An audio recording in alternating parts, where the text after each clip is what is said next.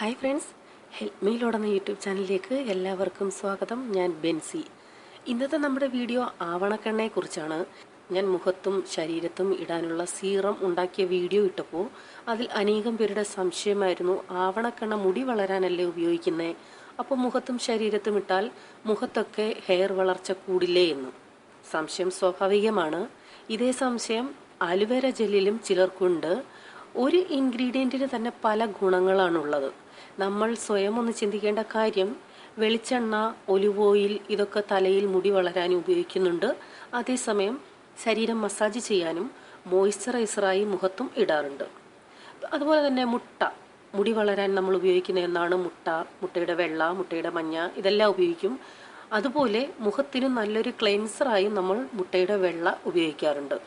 നാരങ്ങ, തേങ്ങാപ്പാൽ, ഉലുവ ഇതൊക്കെ മുടിയിലും മുഖത്തും ഒക്കെ നമ്മൾ ഉപയോഗിക്കുന്നതാണ്. അതുപോലെ തന്നെയാണ് ഈ ആവണക്കെണ്ണയും. ആവണക്കെണ്ണ ഉപയോഗിച്ചാലുള്ള ഏതാനും ചില സ്കിൻ ബെനഫിറ്റ്സ് ഞാൻ പറയാം. കുറേയുണ്ട്, അതിൽ അത്യാവശ്യം അറിഞ്ഞിരിക്കേണ്ടത് മാത്രം പറയാം.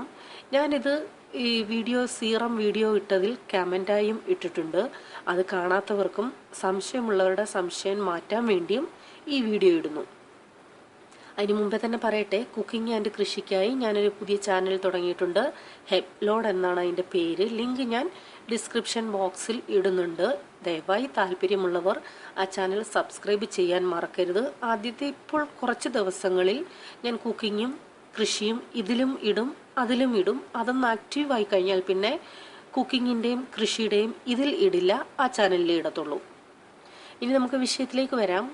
ആവണക്കെണ്ണ സൺ ടാൻ മാറാനും അതുപോലെ മുഖത്തെ പാടുകൾ മാറാനും സ്കിൻ ഡ്രൈ ആകുന്നത് തടയാനും നല്ലതാണ്. 3-4 തുള്ളി ആവണക്കെണ്ണ ഈ പ്രശ്നമുള്ള സ്ഥലങ്ങളിലോ അല്ലെങ്കിൽ മുഖം മുഴുവനായോ പുരട്ടി 2-3 മിനിറ്റ് ചെറുതായി മസാജ് ചെയ്തിട്ട് അരമണിക്കൂർ കഴിഞ്ഞ് കഴുകിക്കളയാം. ശരീരത്തിലുണ്ടാകുന്ന ചുളിവുകൾ ഇല്ലാതാക്കാൻ, അതായത് ചർമ്മം തൂങ്ങുന്നത് തടയാനൊക്കെ ഈ സ്കിൻ സോഫ്റ്റ് ആകാനും ആവണക്കെണ്ണ നല്ലതാണ്. ചെറു ചൂടുവെള്ളത്തിൽ മുഖവും കയ്യും ഒക്കെ നല്ലതുപോലെ കഴുകിയ ശേഷം അത് തുടച്ചിട്ട് ആവണക്കെണ്ണ എടുത്ത് നല്ലതുപോലെ മസാജ് ചെയ്യുക. ഇത് ഉറങ്ങാൻ പോകുന്നതിന് മുമ്പ് ചെയ്യുന്നതാകും നല്ലത്. അതിനുശേഷം നമുക്ക് ഉറങ്ങാൻ രാവിലെ കഴുകിക്കളയാം.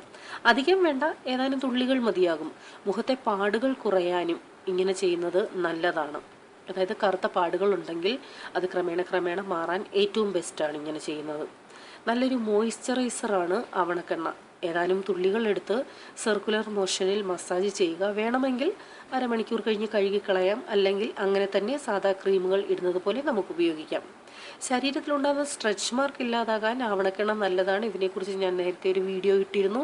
കൂടുതൽ അറിയേണ്ടവർക്ക് സ്ട്രെച്ച് മാർക്ക് ഇല്ലാതാവാൻ എന്നുള്ള വീഡിയോ കണ്ടാൽ മതിയേ.